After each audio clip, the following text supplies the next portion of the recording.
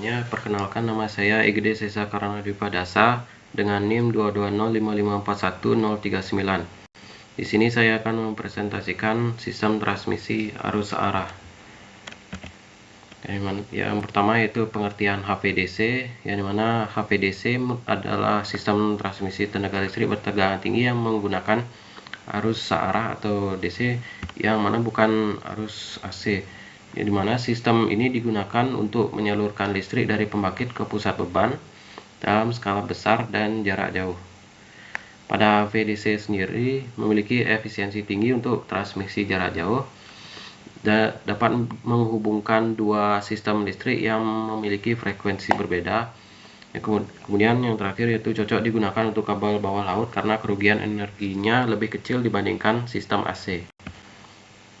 Selanjutnya yaitu klasifikasi jenis saluran HVDC, di mana HVDC memiliki tiga jenis utama saluran transmisi berdasarkan jumlah konduktor dan arah arusnya, yaitu yang pertama yaitu monopolar yang menggunakan satu konduktor saja, yang mana arus kembali mengalir melalui tanah atau laut. Tegangan pada konduktor bisa positif atau negatif, tapi hanya satu polaritas atau tidak dua arah. Kemudian selanjutnya yaitu bipolar yang menggunakan dua konduktor, yang satu bertegangan positif dan yang satunya lagi negatif pada arus kembali melalui konduktor lainnya, bukan tanah, kecuali pada kondisi gangguan. Setiap terminal memiliki dua konverter. Kemudian yang ketiga yaitu homopolar yang menggunakan dua atau lebih konduktor dengan polaritas yang sama, yang dimana salah satunya semuanya positif atau semuanya negatif.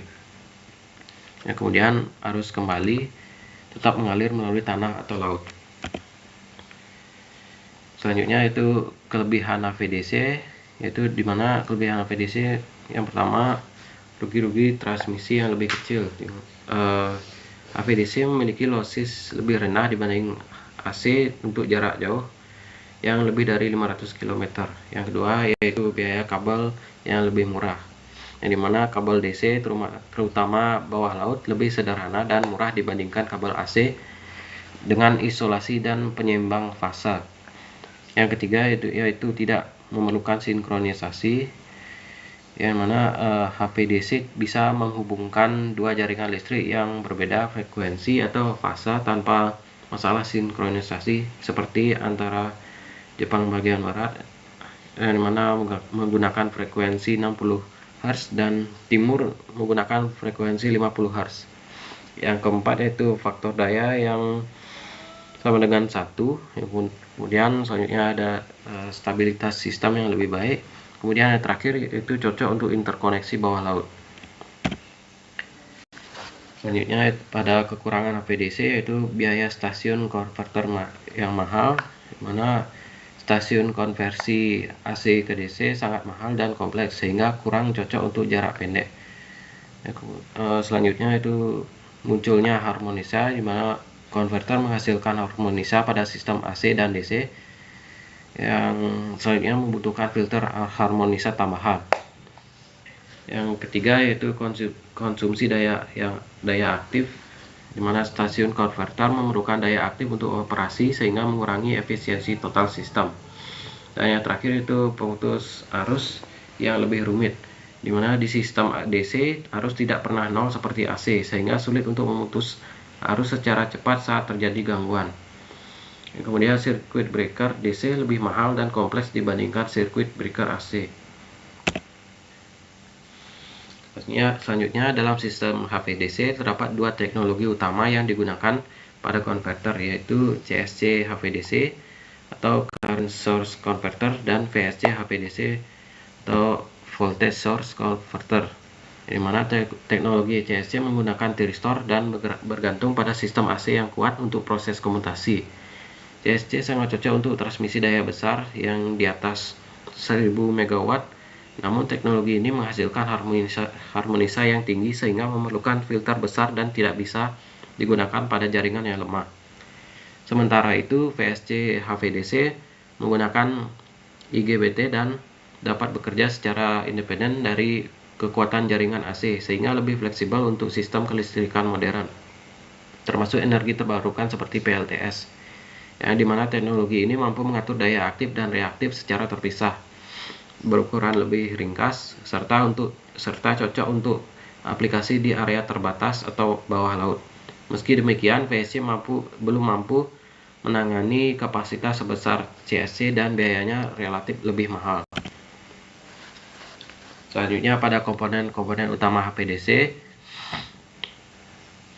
yang terdapat beberapa komponen utama yang bekerja bersama untuk memastikan proses konversi dan transmisi daya berjalan dengan stabil dan efisien.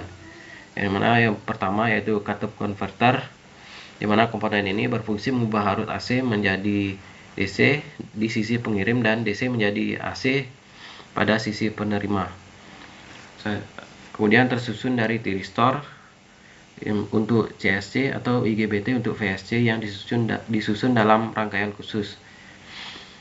Pada katup converter ini biasanya membentuk susunan 6 atau 12 puls untuk mengurangi harmonise. Yang kedua yaitu transformer atau trafo converter, di mana digunakan untuk menyesuaikan tegangan AC sebelum masuk ke konverter.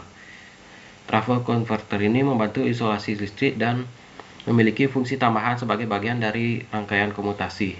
Yang ketiga yaitu reaktor dan kapasitor, di mana reaktor DC digunakan untuk menghaluskan arus DC dan menstabilkan tegangan. Selanjutnya kapasitor bank berfungsi sebagai kompensator daya reaktif dan membantu menjaga kestabilan sistem saat proses konversi. Yang keempat yaitu filter harmonik, yang digunakan untuk menyaring harmonisa yang dihasilkan oleh proses konversi. Tanpa filter ini, harmonisa bisa merusak peralatan dan mengganggu sistem jaringan listrik. Yang kelima yaitu sistem pengendali dan proteksi, yang bertugas untuk mengatur operasi konversi, tegangan, arus, serta melindungi sistem dari gangguan. Yang dimana sangat penting dalam menjaga keandalan dan keamanan sistem HVDC secara keseluruhan. Selanjutnya, dalam sistem HVDC, konverter terdiri dari dua bagian utama, yaitu rectifier di sisi pengirim dan inverter di sisi penerima. HVDC membutuhkan dua proses utama dalam transmisi daya, yaitu yang mana mengubah arus bolak-balik AC dari pembangkit menjadi arus searah menggunakan rectifier, yang kedua mengubah arus searah DC kembali menjadi arus bolak-balik AC di sisi beban yang menggunakan inverter. Mana pada proses ini terjadi di konverter stasiun yang terdapat di dua ujung jalur HVDC, yang dimana satu di sisi pengirim dan satu di sisi penerima. Selanjutnya yaitu pada rectifier atau penyarah, adalah komponen utama dalam sistem HVDC yang berfungsi untuk mengubah arus bolak-balik AC menjadi arus searah. Proses ini dilakukan di sisi pengirim, yaitu dekat dengan pembangkit listrik, sebelum energi listrik disalurkan melalui saluran HVDC.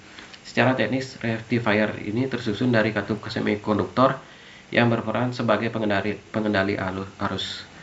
Pada sistem CSC HVDC, katup ini menggunakan thyristor, sedangkan pada sistem VSC HVDC digunakan IGBT atau insulat gate bipolar transistor.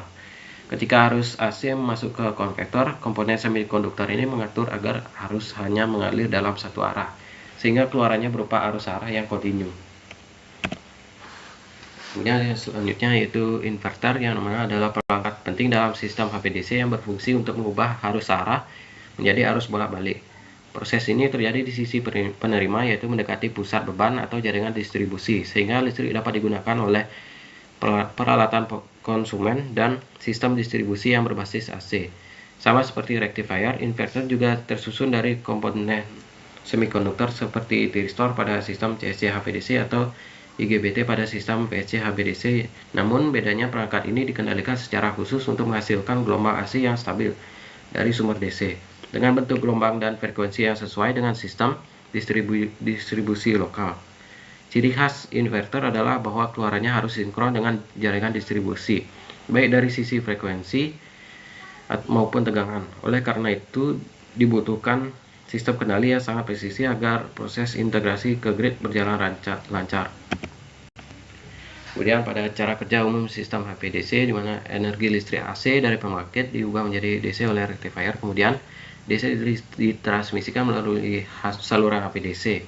Kemudian di sisi akhir arus DC diubah menjadi AC oleh inverter lalu disalurkan ke konsumen. HVDC sangat ideal untuk EBT karena PLTS dan PLTB menghasilkan arus DC. Sistem ini memungkinkan langsung mengurangi kehilangan energi dan fleksibel untuk sistem listrik lemah. HVDC juga menstabilkan fluktuasi daya EBT dan mendukung integrasi energi terbarukan ke jaringan nasional. Untuk kesimpulan, HVDC merupakan sistem transmisi listrik bertegangan tinggi yang mengubah arus arah dan sangat efektif untuk menyalurkan daya dalam jarak jauh antar pulau serta untuk interkoneksi antar sistem yang berbeda frekuensi. Dibandingkan dengan sistem AC, HVDC memiliki keunggulan dalam hal efisiensi, kestabilan, dan fleksibilitas, terutama pada aplikasi bawah laut dan penggunaan energi terbarukan.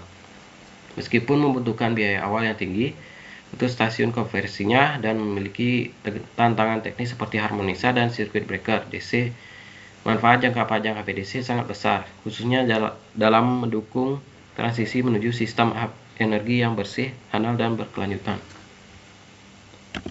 Sekian presentasi dari saya ucapkan terima kasih.